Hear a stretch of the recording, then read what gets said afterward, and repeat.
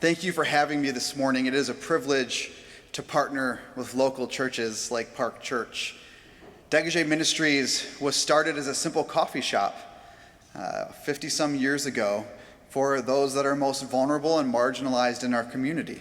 It was a safe space for them to come in and get off their feet, which they're often on all day, to get their heavy backpacks off their backs and just have an environment that is safe. And in fact, that's what the French word dégagé means. It means to be at ease, or in its most simple form, it means to be relaxed.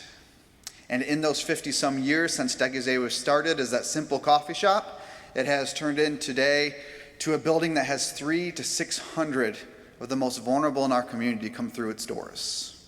And we offer a wide variety of programs, from breakfast and dinner every day to helping with identification that is needed in order to get jobs and housing, like birth certificates and social security cards. We offer showers and laundry daily. We have a resource office to connect people that are experiencing homelessness with other resources in the area. And we are the only shelter for homeless single women in Grand Rapids right now. And so it's grown exponentially over the years due to partnerships like Park Churches and their generosity of giving. One of the things that I truly fell in love with in Dégagé when I came back from South Africa and was looking for work in the nonprofit sector was their emphasis on relationships. Because as we all know, relationship is the power that will change a life. It's not necessarily a principle, it's not necessarily a teaching, it's those things being lived out through day-to-day interaction that will impact and change a life. And Dégagé shows this relationship power through offering dignity and respect to every single person that comes through our door, regardless of what they may or may not believe.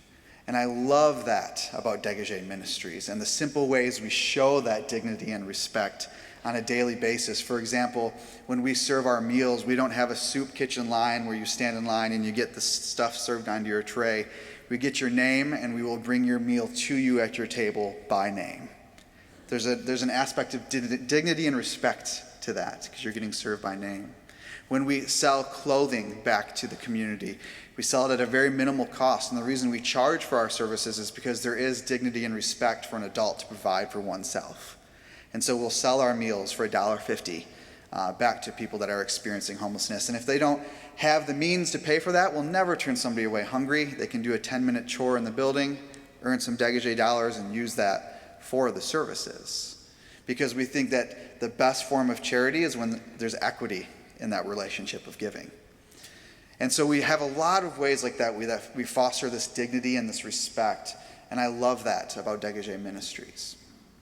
I can't say enough how grateful we are for churches like yours. You not only give financially to us, that empowers us to change and transform lives, but you've also, over the course of last winter, been bringing meals to Dégagé because you were not able to have your, Friday matinee, I believe is what you call it here. And so you were preparing meals here and bringing them to Dégagé. And I can tell you this, it hurt our feelings a little bit how good those meals were, because the patrons came up to our kitchen staff on numerous occasions and said, "We're saving our vouchers for when the Park Church meals are coming." So we appreciate how much time and effort you put into them, but maybe, don't make us look so bad in the future if you could. We'd appreciate that. So I cannot challenge you enough on the importance of giving and pledging that 12%. One of my favorite stories in the Bible is actually found in the Gospels, in the story of the widow's mite. And the reason I love that story is because we have Jesus, God in perfect form, sitting across the street from the temple. And he is literally watching people as they put money in the plate. Doesn't that seem kind of taboo and politically incorrect to us? But it shows the value that God has in us giving what he's given us. He was paying close attention to who was giving what. And when that widow gave sacrificially, it really stuck out to him. And that's the call for us as Jesus followers. To not give out of a percentage or out of an abundance, but to give in a way that it almost hurts, because we trust that we cannot outgive God, as it says in the book of Malachi. So I really challenge you to give, not because I'm looking for a pay raise at Dégagé, but because homelessness is not going away anytime soon. In fact, we've seen a 94% increase in it over the last 5 years. And those statistics tell a sad story that we believe COVID is going to exponentially rise. And so please continue to give. Please continue to be a part of bringing in those meals. And if you want to come and volunteer, we would love to have you. I think we often go into volunteering with this mindset that we're going to go be the hands and feet of Christ. But as volunteers often find out, they meet and encounter Christ by being there. And so thank you so much for all you do, for your prayers, for your giving, for your partnership.